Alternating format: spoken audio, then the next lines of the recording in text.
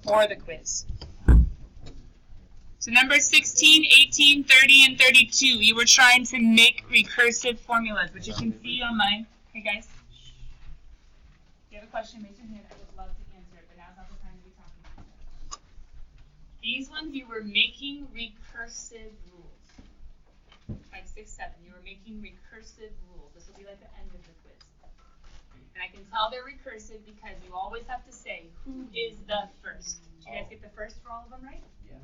Who is the first? Well, remember, Andrew, A1 is just literally the first number that comes up. So, A1, who is the first? 3 was the first. 5 was the first. -2 was the first. -14 was the first. Huh? That's recursive rule. Yeah. Okay. Yeah, that's the recursive rule. But that's just saying the first. We have to then go ahead and show the pattern. Right. So to show the pattern in these ones, did you guys figure out the pattern in number 16 was +8? Yeah. So then how do we make the rule? Well, we say AN is previous. Now you have to know previous is name.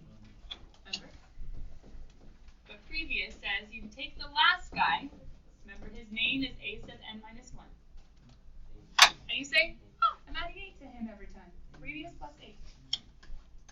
In words, it's previous plus 8. In math, it's this dude plus 8. And number 18, did you figure out the pattern was times -4? It's previous times -4. This dude, just put his name in, times -4. We always put times in the front. That's just the easiest way of doing it in math. We always put the coefficient in the front. So -4 times previous. And number 30, did you figure out the pattern was -4 every time? So it's previous minus 4. And number 32, did you figure out +6 was the pattern? Previous plus 6. Actually, the formulas, guys, in this section were easier if you could just figure out that this is just the name of the previous guy. This is just snazzy notation for the previous guy. So you just have to go ahead and say who is the first and show the pattern to the previous. That's it. Who is the first? Show the pattern to the previous. So number 36, you were graphing. Can we remind ourselves really quickly how we graph sequences? There is one on the quiz, and I put nice little tick marks so you don't have to do any guessing. I put nice little tick marks. When I have an x of 1, aren't I just graphing the first term? Yeah. A sub 1, when x is 1, I graph the first term. When x is 2, I graph the second term. 8 must have been second. When x is 3, I graph the third term. Must have been 4. Fourth term must have been 2. Fifth term would have been 1/2, I think. 1. Yeah, good. So you would have had to kind of estimate, being like, well, if that's 2, well, then 1's there-ish. The next one would have been 1/4. Okay, you have to go a little bit lower. Sometimes when you're graphing, you just kind of get as low as you can and do the best you can. That's all right. But make sure the first few are very clear, and then it kind of gets rough because it gets closer and closer. You just kind of put little dots closer and closer. But in this one, guys, the first term was 16, and then what's the pattern? Every time you're multiplying the previous by a half. The previous by a half. Now, they went ahead and did this thing called an explicit rule. If you guys got stressed because you were looking at the odds in the back of the book, what I was worried about, or what I was asking you for, what I thought was important was the recursive rule.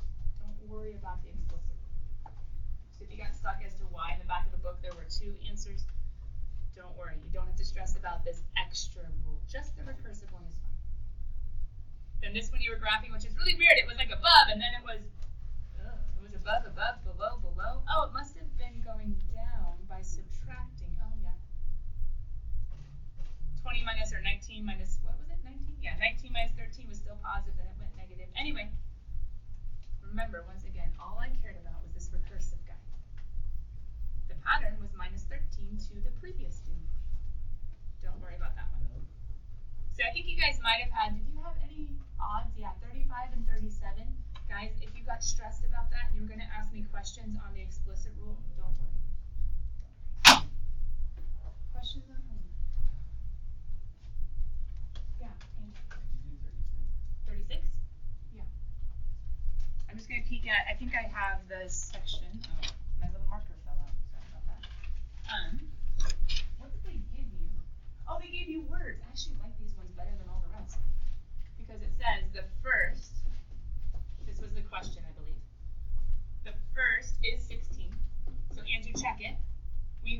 just take math notation and say, oh, this first dude has a name and his name is A sub 1. Is in math. And then 16. Check it, that's the beginning. Cool. And now is the next part, which shows the pattern. The pattern says each term of the sequence is, I'm just skipping, is half of the previous. If it's not the first term, if it's just talking about some general, some generic term, general, we're going to call him A sub n. The nth term, like not the second or the third, just the nth, whoever he is half of, now, of's a little bit harder in math. If you're taking half of something, since like, I don't know, math 6, math 7, it's always been times. Percentage of, half of, times. And then previous guy has a name.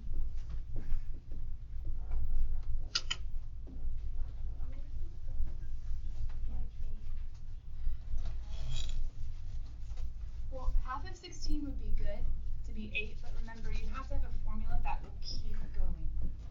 So 8 was only one term. Does that make sense? So instead, you want to show, oh, no, I'm doing half every. Does that make sense? So this formula will say a half again and again and again and again. 8 was just one term. Any other questions from home? Okay? I'm going to go ahead and have you guys just keep your homework spirals on your desk. Or keep your homework on your desk. How do I do this? No. That's going to distract the other teachers a bit. Can you guys just pass your homework straight up? Maybe it's a piece of paper. Put your name on it real quick. Yes, ma'am. You don't have to close your spiral. You just keep it open. You don't have to tear it out. Just keep it open. Put your name on it. Your homework spiral should be able to fold, right? So that your homework's showing. If you have a piece of paper with it, that's okay. Put your name. Pass it straight up. Pass it straight up. Because I'm just going to grade your homework while you guys take the quiz, okay? I'll give it right back to you when I'm done.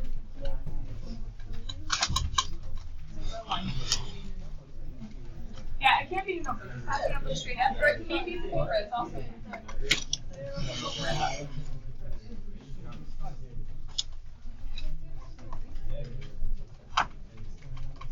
Alright, make sure you guys get a cover sheet and a piece of paper.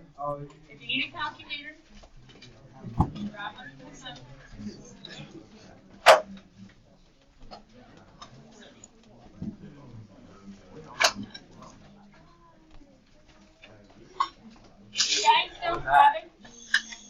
If you guys don't have a cover sheet, don't stress.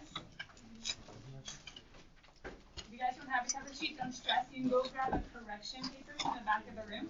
Never bad to have an extra math correction paper on it. If you don't have a piece of paper, so you just turned in your notebook, you can grab a piece of paper. I know, Trey, just kind of like, yeah. There you go. If you don't have one, you can go grab a correction paper. Oh.